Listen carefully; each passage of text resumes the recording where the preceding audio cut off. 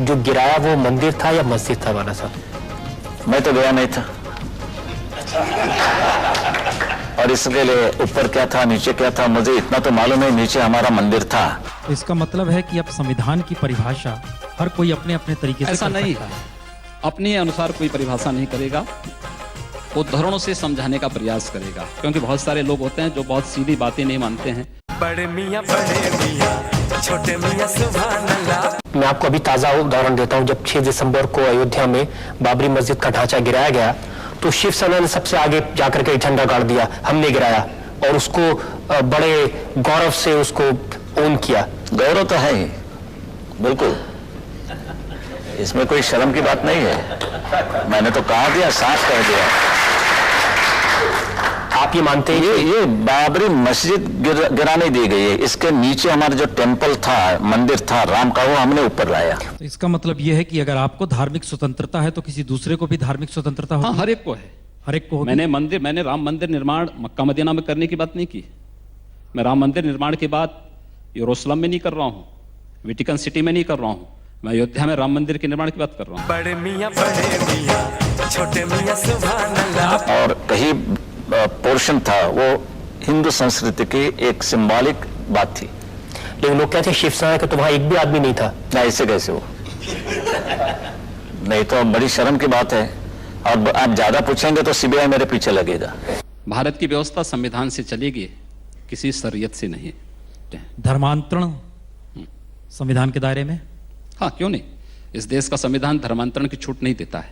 Love जिहाद संविधान के दायरे में? बिल्कुल, लव जिहाद की छूट इस देश का संविधान नहीं देता। बड़े मियां छोटे मियां सुभान अल्लाह। कि इतिहास आप देखेंगे, हिस्ट्री टेल्स सेज कि बाबर ने हमारे जितने मंदिरें थी और पूरे के पूरे मुसलमान जितने आए यहाँ, वो आक्रामक थे और उन्होंने पूरे हिंदू मंदिरें गिरा दी और उसके ऊपर मस्जिद खड़ी की दी। और अभी हम तो आजाद हो गए हैं, हमारे कर्तव्य है कि जो मस्जिद है वो गिराने के बाद हमारे मंदिर हम वहां खड़े कर देंगे। वैसे तो मैं चाहता हूं कि ये मुसलमान भी हमारे साथ शामिल हो जाए इस लड़ाई में, मिशन में। कोशिश तो यही होनी चाहिए कि सब लोग साथ मिलकर के लड़ें। कोशिश तो करते रहते हैं, कोशिश हमारे शंकरराव जी भी कर रहे हैं, शांतता कैसे रहेगी, सुव्यवस्था कैसे रहेगी, फिर भी बम फटते हैं, क्या करेंगे। और जब बम फटते हैं उसके बाद में जो राइट होते हैं उसमें शिवसेना का हाथ रहता है? हाथ में पांव रहता है। हिंदू मुसलमान नफरत मार काट, ये क्या शोभा देता है मंदिर के महंत को, भगवा पहने साधु को? हम कहाँ मार काट करवा रहे हैं? हम तो शांति से रहना चाहते हैं, बहुत शांति से रहना चाहते हैं। लेकिन जो लोग शांति से रहना नहीं देना चाहते हैं तो आखिर उसका भी तो कोई उपचार होगा। उपचार जब शासन तंत्र के साथ नहीं होता तो समाज को वह उपचार स्वयं अपने हाथों में लेना पड़ता है, और मुझे लगता है समय आ गया है जब उपचार लेना। बड़े मियां छोटे मियां सुभान अल्लाह। कम्युनल पैशन को बढ़ाना, कम्युनल पैशन जिसमें लोगों की जान जाए, खून बहे, आखिर हिंदू मरे मुसलमान मरे, खून तो इंसान का बहता है। वो क्या मानते, इस पर हमारी पूरी एक्शन कार्रवाई मुनसर होती है। तो आप रिएक्शनरी हम क्या मार खाते रहेंगे? बम फटने के बाद हम क्या हाथ जोड़ेंगे, भाई क्या आवाज था, ये करें हम? ऐसे बम तो हमने कभी देखे नहीं, दिवाली में भी नहीं। बहुत अच्छा आवाज था, भरने जाने की बात छोड़ दीजिए, हमने तो बम नहीं फटाए। हमने की जो बात हो रही है, दंगा फसाद होता है, हम नहीं उतरते तो हिंदू मारे जाते। योगी जी, इस समय देश में आपकी सरकार है। जी हाँ। एक तरफ नरेंद्र मोदी लाल किले की प्राचीर से कहते हैं कि 10 साल तक दंगे फसाद को पीछे छोड़ दो, सिर्फ विकास की बात करो।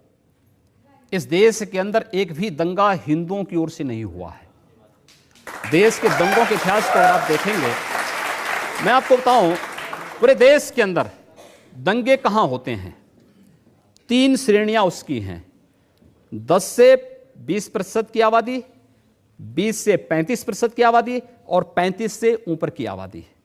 10 से 20 की आबादी जो है, यहाँ पे छुटपुट सांप्रदायिक झड़पें होती हैं, जहाँ पर मुस्लिम आबादी 10 से 20% के बीच में है। 20 से 35% की आबादी जहाँ भीषण दंगे होते हैं, और 35 से ऊपर की आबादी जहाँ गैर मुस्लिम के लिए कोई जगह नहीं। ये केवल भारत की बात नहीं कर रहा हूँ, पूरी दुनिया की मैं बात कर रहा हूँ। पूरी दुनिया के अंदर ये सच्चाई है। ये आपकी थ्योरी हो सकती है, मेरी थ्योरी नहीं, जो सच्चाई है। दूसरा, ये एक भी दंगे की, उत्तर प्रदेश में 2.5 वर्ष के दौरान 430 से अधिक सांप्रदायिक हिंसक झड़पें और दंगे हुए हैं। एक भी दंगे की शुरुआत हिंदुओं की ओर से नहीं हुई। एक भी दंगा शुरू करने वाला ना हिंदू होता है ना मुसलमान होता है। कैसी बात कर रहे हैं आप? मैं सच्ची बात कर रहा हूं। आज लोग कह देंगे आईएसआईएस के साथ लड़ने वाले लोग ना हिंदू है ना मुसलमान है, फिर उनके लिए फतिया क्यों पढ़ा जा रहा है?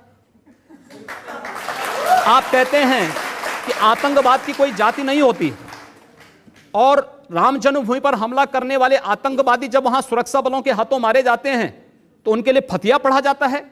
क्यों नहीं उनको अमेरिका की, जैसे ओसामा बिन लादेन को अमेरिका ने समुद्र में डाल दिया, पता ही नहीं लगा कहां चला गया, वैसे क्यों नहीं उनके साथ व्यवहार करते हैं? फिर जब उसकी कोई जाति नहीं, उसका कोई मजहब, कोई धर्म नहीं, उसके साथ इसी प्रकार का व्यवहार करिए आप। क्यों उसको फिर जाति के दायरे में, किसी मजहब के दायरे में उसको कैद कर देना? ये तो आप कर रहे हैं कैद, मैं नहीं कर रहा हूं। ये वे लोग कर रहे हैं जो उनको उस प्रकार का देने के लिए उतावले दिखाई देते हैं। और इसलिए मैं कह रहा हूं, अगर जाति नहीं, मजहब नहीं, समाप्त करिए। आतंकवाद की कोई जाति नहीं, कोई मजहब नहीं, आप उसके साथ उसी प्रकार का व्यवहार करिए। आप आतंकवादी है, मिट्टी तेल छिड़क करके आग लगा दीजिए, फेंक दीजिए उसको, जिससे पता ही ना लगे। क्या मतलब है? ये चीजें अपने आप समाप्त हो जाएंगे। अगर कोई हिंदू है हाँ, और वो आतंकवादी है, वो मारता है मासूम लोगों को, उसके बारे में भी यही कहेंगे आप? हिंदू पहले आतंकवादी नहीं हो सकता। ये क्या बात हुई? मैं इस बात की गारंटी ले सकता हूं।